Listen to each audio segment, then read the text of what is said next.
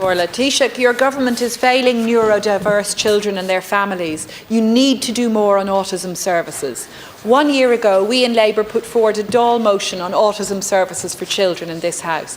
It included a call for action to end the lengthy delays, the backlog in accessing assessments of need for children. And responding to our motion then, Minister Anne Rabbitte committed to reimbursing parents for private assessments where the state had failed to provide these after a particular time. And that announcement was significant and it was very welcome. As we all know, receiving a diagnosis is just a first step. It does not guarantee access to school places or to therapies, and it cannot fix a society which is inaccessible and even discriminatory.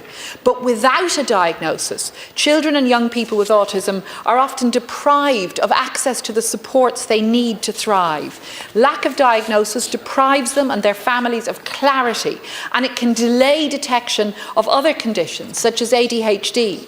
So we welcomed that announcement from government at the time, a year ago, because the HSE's waiting lists are a huge part of the problem, and parents should not have to pay for something that the state should be providing. Indeed, in a cost of living crisis, many parents simply can't pay, with the cost of an assessment often as much as €2,000. So Taoiseach, we were led to believe then that parents would begin to be reimbursed if the waiting lists had not been resolved back last August 2023. Instead, since then, as one parent recently told me, things are not improving. It's worse they're getting, they said. Taoiseach, I know you're aware of this because in your recent Ardèche speech, you said that the backlog in assessments of need must be unblocked, and you committed to establishing and chairing a cabinet committee to break down those silos and address this. Last week, that committee on children, education and disability was announced, but Taoiseach, under your predecessor, there was already a cabinet committee on children and education, which you sat on as minister. So we want to know, does adding the word disability to the title constitute the height of the new ambition to focus on disability? If so, it's disappointing that the new energy we've heard so much about may have petered out already. If this was really a serious commitment, would you not establish a standalone cabinet committee on disability? It's more than 25 years since Labour's Mervyn Taylor first initiated legislation to end discrimination on disability grounds, but the state continues to fail so many, and it's hard to see how appending an issue of disability rights onto the existing committee will make a change. We need real ambition and movement.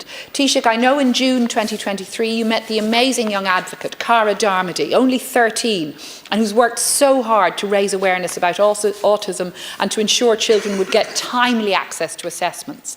But, we worked with Cara and her family on the motion last year, but there's been no follow-up since. So, Taoiseach, I want to know, will you meet with Cara as soon as possible? I spoke with her father yesterday on this.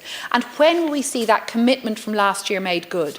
When will your government start repaying families who have had no option but to seek assessments elsewhere? When will you vindicate the rights of all those waiting on assessments of need? And will you meet Cara? Thank you. I thank Deputy Bacik for raising this important issue, and at the outset let me say I'll absolutely meet again with Cara Darmody. It was a pleasure to meet with her last June. She had a number of items that she wanted to make progress on. She would literally blow you away when you meet her. As you know, she had a number of items that she wanted to make progress on. She's got some of them over the line, and I know she wants us to do a lot more too.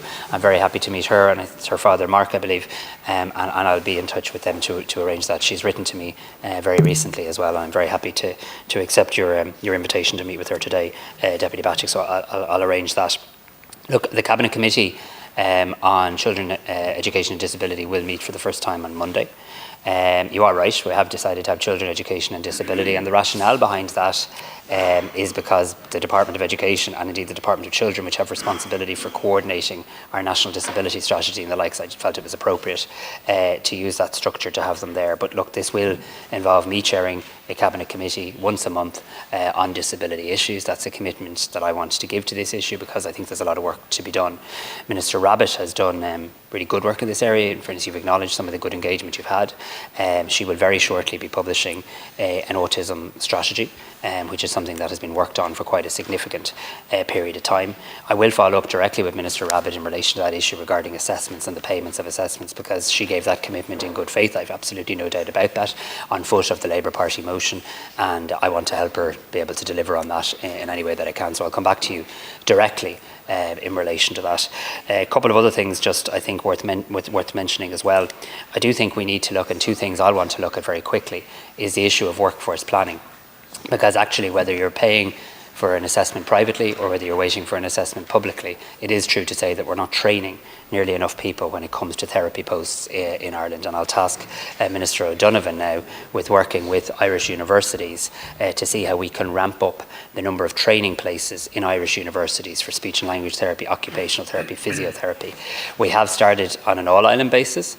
We have a number of places in therapies ring-fenced for students from here available in Northern Ireland since September, and I'd hope we can do more from next September in that space as well. Second issue I'd like to see us look at, and second issue I intend to look at, is the issue of in-school therapies.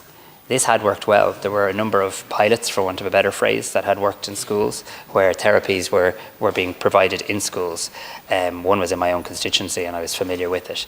I'd like to see if there's learnings from that in terms of how that could be embedded in terms of the school and the health service coming more closely together to meet the needs of the child. So look, I'm very happy as the body of work of the Cabinet Committee gets underway to have a debate in this House on what the scope of that work might look like and how people across the House can feed into it, because I fully accept we do have a lot to do in this space. I'll meet Cara in the next couple of weeks and get her views as well. Thank you, Taoiseach. Deputy Bacik. Taoiseach, first, I do want to thank you for committing to meet again with Cara Darmody and her family. I know they'll be really appreciative of that, and I know that, as you've said, that meeting will take place in the next few weeks. They do have new information. They've been incredibly impactful, I must say that, and pay tribute to them, in raising awareness about lack of services, lack of autism services, lack of services for neurodiverse children.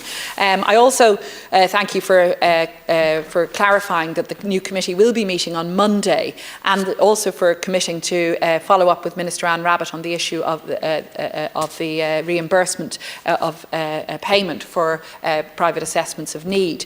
And I'm glad also to hear Minister Rabbitte will be launching the National Autism Strategy. It's long overdue, and I wonder, can you give us a timeline on that? I think the reality is, and I think we're all aware of it in this House, that parents of children with neurodiversity, parents of children with autism, have to fight so hard for every service. And it's not just about assessments of need, although that's what the focus we're talking about today.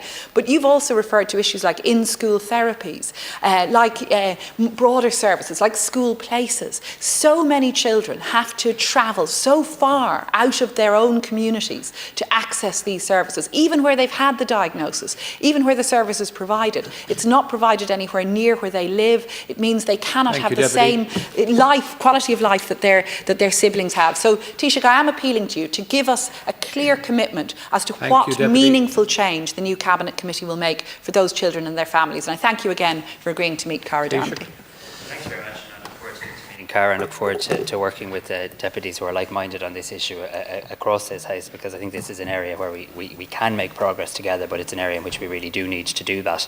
I'll just check with Minister Rabbitte, but my mind tells me it's imminent, the publication of that document, but the strategy, which is much awaited and a lot of work has gone in, but I'll confirm that in writing to the Deputy. I also should have said that in reconstituting this government, I did also appoint my colleague Minister Naughton to have responsibility at the Cabinet table in relation to special needs education.